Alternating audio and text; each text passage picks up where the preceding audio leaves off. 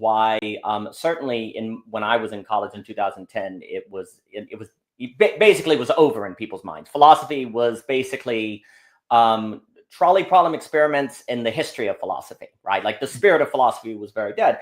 Well, to be charitable to someone like Derrida on grammatology, I think basically when he's critiquing philosophy as the written word, I think basically instead of deconstructing the whole, that should point us back to philosophy as the living word in conversation, right? But also problematically, philosophy greatly suffered because people were under a correspondence theory of truth, meaning that when I talk to you, I'm trying to verify you say true things as opposed to getting taken up in the spirit of the discussion. There's no way for philosophy to be in the correct spirit except in what, well, Vervaeke calls dialogos, right? This sort of similar form, following, etc., right? Basically, for most of what college, in my opinion, mostly what many universities teach is the history of philosophy and the history of ideas, but not how you yourself can actually philosophically reason, because that would require a certain disposition and discussion and openness, etc., so forth. So that's been a major problem.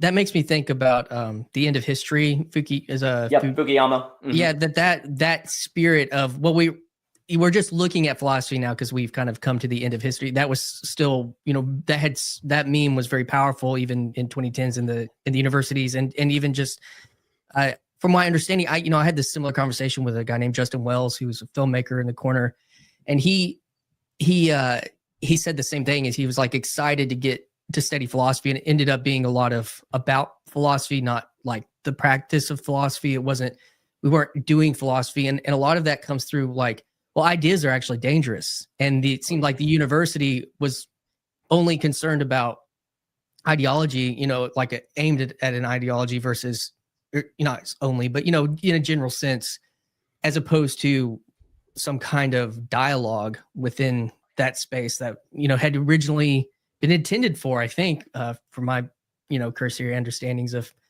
the academy and that type of ideas. So I think that's exactly right. I think basically there was an understanding, especially before 2008. And then so it started to crack, obviously, 2001, 2008, 2016, 20, COVID, et cetera. Those were in the cracks. Yeah. And now we have what we have now, which is a feeling that, quote unquote, liberalism, however one defines that, has failed. And you have these post-liberal forces that are taking over, critiquing neoliberalism, capitalism, et cetera, right? So, but there was certainly in the early 2000s and 2010s a certain notion of, we basically have reached the best thing, and all we need to do is certify that you're on board with the program, that you get it. So any ideas that aren't part of the program, that's how you fail the test, and we're verifying you, right?